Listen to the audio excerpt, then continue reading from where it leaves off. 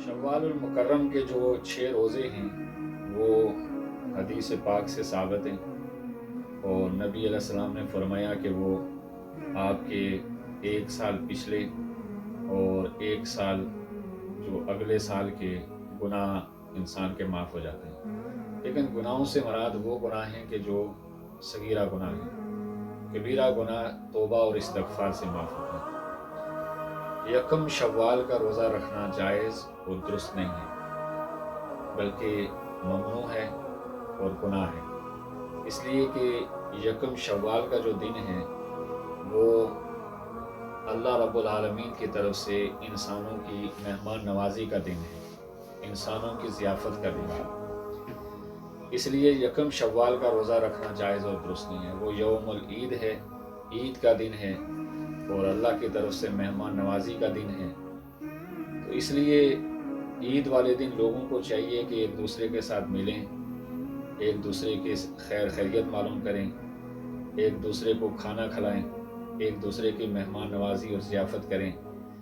इसी तरह से 4 दिन और हैं कि जिनका रोज़ा रखना जायज़ नहीं है, हराम है, गुनाह है।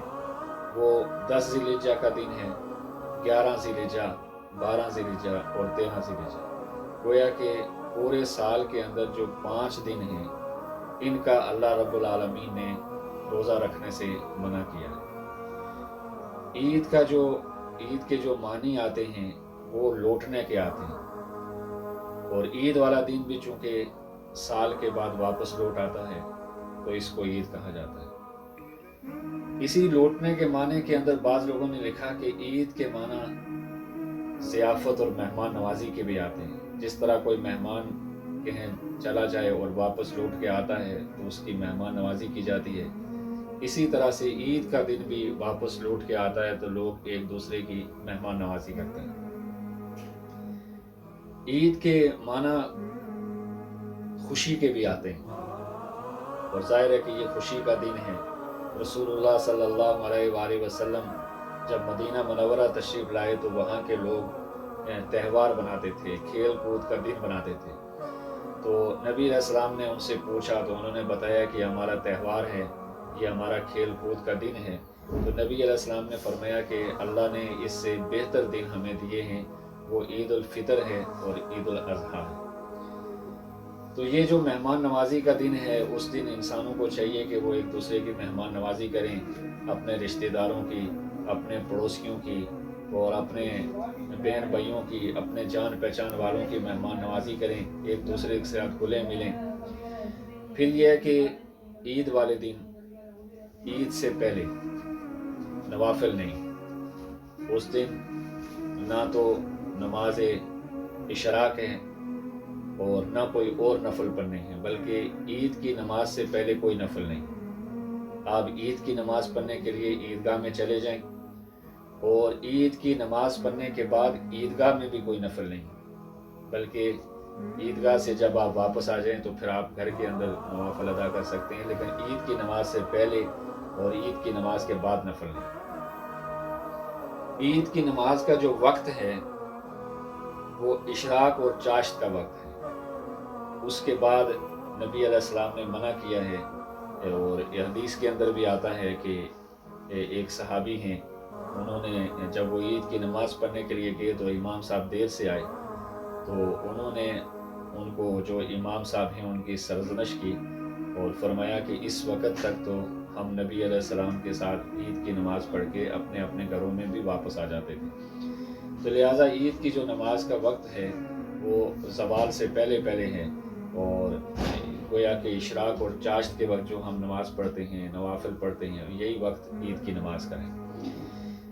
ईद उल फितर से पहले कोई चीज़ खा के ईदगाह की तरफ जाना ये मसनून है कि कोई मीठी चीज़ या कोई भी चीज़ खा के ईदगाह की तरफ जाए। और ईद उल अज़हा के अंदर ये है कि ईद उल अज़हा से पहले ना खाए पिए बल्कि ईद उल अज़हा के बाद आके खाए पिए, लेकिन ये मुस्ताहब अमल है, इससे कोई फ़र्क नहीं पड़ता। एक हदीस के अंदर ये भी है कि ईद उल अज़हा या ईद उल फितर जिस रास्ते से ईद की नमाज़ पढ़ने के लिए जाएं تو واپسی پر دوسرے راستے سے واپس آئیں، تسبیحات پڑھتے رہیں، سبحان اللہ، الحمدللہ، اللہ اکبر، لا الہ الا اللہ۔ جب عیدگاہ کے اندر چلے جائیں تو عید کی نماز کی جب تیاری ہوگی تو عید کی نماز 2 رکعت عید کی نماز ہے، ماں 6 تکبیرات زائد کی۔ 6 تکبیرات زائد ان کو اس لیے کہتے ہیں کہ یہ اصلی جو تکبیرات ہیں ان کے علاوہ ہوتی ہیں۔ جیسے آپ 2 رکعت نماز فرض پڑھتے ہیں یا نفل پڑھتے ہیں یا سنت پڑھتے ہیں تو اس کے اندر جو اصلی تکبیرات ہوتی ہیں، یہ جو 6 تکبیرات ہیں یہ اس سے زائد ہوتی ہیں، اسی لیے ان کو کہا جاتا ہے 6 تکبیرات زائد۔ اب اس کا طریقہ یہ ہے کہ سب سے پہلے آپ عید الفطر کی نیت کریں گے۔ نیت کرنے کے بعد امام صاحب سب سے پہلے تکبیر تحریمہ کہیں گے۔ تکبیر تحریمہ یہ ہے کہ اللہ اکبر کہہ کر وہ اپنے ہاتھوں کو باندھ لیں گے اور ثنا پڑھیں گے، آپ بھی ثنا پڑھیں۔ اس کے بعد امام صاحب تکبیرات زائد کہیں گے۔ تکبیرات زائد کا مطلب یہ ہے کہ یہ اس اصلی تکبیر کے علاوہ ہیں۔ تکبیرات زائد یہ ہیں کہ ایک مرتبہ امام صاحب اپنے کان تک ہاتھ لے جائیں گے، اللہ اکبر کہہ کر ہاتھ چھوڑ دیں گے، دوسری دفعہ اللہ اکبر کہہ کر ہاتھ چھوڑ دیں گے، تیسری دفعہ اللہ اکبر کہہ کر اپنے ہاتھوں کو باندھ لیں گے اور اس کے بعد سورہ فاتحہ پڑھیں گے اور اس کے بعد سورت ملائیں گے اور پھر رکوع میں چلے جائیں گے۔ رکوع سے قیام ہوگا، قیام سے پھر 2 سجدے ہوں گے۔ دونوں سجدوں کے بعد امام صاحب دوسری رکعت کے لیے اٹھیں گے اور تمام مقتدی بھی امام کے ساتھ دوسری رکعت کے لیے اٹھیں گے۔ اب دوسری رکعت کے اندر امام صاحب قرأت کریں گے، یعنی سورہ فاتحہ پڑھیں گے، سورت ملائیں گے اور اس کے بعد رکوع میں جانے سے پہلے 3 تکبیرات زائد کہیں گے، اللہ اکبر کہہ کر ہاتھ چھوڑ دیں گے، پھر اللہ اکبر کہہ کر ہاتھ چھوڑ دیں گے، پھر اللہ اکبر کہہ کر ہاتھ چھوڑ دیں گے اور بغیر ہاتھ اٹھانے کے پھر اللہ اکبر کہہ کر رکوع کے اندر چلے جائیں گے۔ یہ جو چوتھی تکبیر ہے یہ تکبیر اصلی ہے۔ اس کے بعد پھر قیام ہوگا اور اس کے بعد 2 سجدے ہوں گے اور اس کے بعد اتحیات پڑھ کے امام صاحب بھی سلام پھیر دیں گے اور آپ بھی سلام پھیر دیں گے۔ یہ نماز پڑھنے کا طریقہ ہے۔ گویا کہ پہلی رکعت کے اندر جو تکبیرات زائد ہیں وہ پہلے ہیں اور دوسری رکعت کے اندر جو تکبیرات زائد ہیں وہ بعد میں ہیں۔ اس کے بعد امام صاحب خطبہ دیں گے، خطبہ سننا واجب ہے اور خطبہ سننے کے بعد دعا کے بعد عید الفطر کی نماز مکمل ہو جاتی ہے۔ اللہ رب العالمین ہم سب کو عید الفطر کی نماز صحیح طریقے سے ادا کرنے کی توفیق عطا فرمائے۔